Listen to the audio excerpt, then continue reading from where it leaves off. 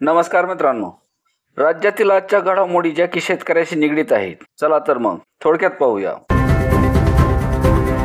शेतकऱ्यांना आता जीएसटी फक्त 5% राहणार असून याआधी शेती साहित्यावर हा जीएसटी 18% होता. त्यामुळे शेतकऱ्याचा खर्च थोडा कमी होणार आणि उत्पादन वाढीस मदतही होणार.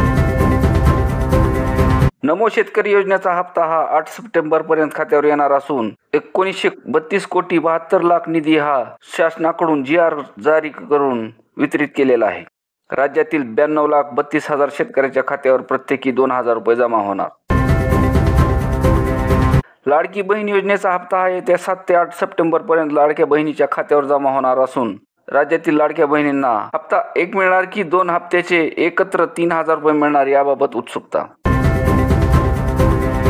जीएसटी कमी झाल्याने दुग्धजन्य पदार्थाची विक्री वाढण्याची शक्यता असून दूध उत्पादक शेतकऱ्यांच्या दुधाचे भाव आणखी वाढण्याची शक्यता. सध्या गाईच्या दुधाला मिळतोय 35 रुपयाचा दर. राज्यातील शेतकऱ्यांच्या बहुप्रतीक्षित कर्जमाफीचा निर्णय लवकरच होण्याची शक्यता असून राज्यात नेमलेल्या समितीचे काम चालू असून लवकरच अहवाल सादर करण्याची शक्यता. 2025 या वर्षातील राज्यातील नुकसान भरपाईचा अहवाल राज्य शासनाकडे प्राप्त झाला असून अजून काही जिल्हे प्रतीक्षेत असल्याने नुकसान भरपाई जाहीर करण्यास विलंब लवकरच जाहीर होणार. शेतकऱ्यांना त्यांचे पीक झाकून ठेवण्यासाठी राज्य शासनाकडून देण्यात येणाऱ्या 50% अनुदानावर ताडपत्रीचे अर्ज सुरू झाले असून महाडीबीटी फार्मर या पोर्टलवर शेतकऱ्यांना अर्ज करण्याचे आवाहन. 50% अनुदानावर कडबा कुट्टी मशीनसाठी महाडीबीटी पोर्टलवर अर्ज सुरू झाला असून शेतकऱ्याकडे किमान 2 दुधाळ जनावरे असणे आवश्यक. जो प्रथम येईल त्यास प्रथम प्राधान्य याप्रमाणे वाटप होणार.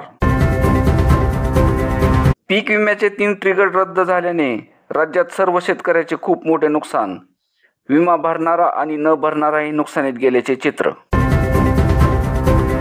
राज्यात उडीद आणि मुगाची पीक कापणी प्रयोग सुरू असून त्यावर ठरणार पीक विमा शेतकऱ्यांना मिळणार की नाही, शेतकऱ्यांनी काळजी घेण्याचे आवाहन. तर हे असे होते आजचे अपडेट. पुन्हा भेटूया नवीन माहितीसह आणि नवीन अपडेटसह. तोपर्यंत धन्यवाद.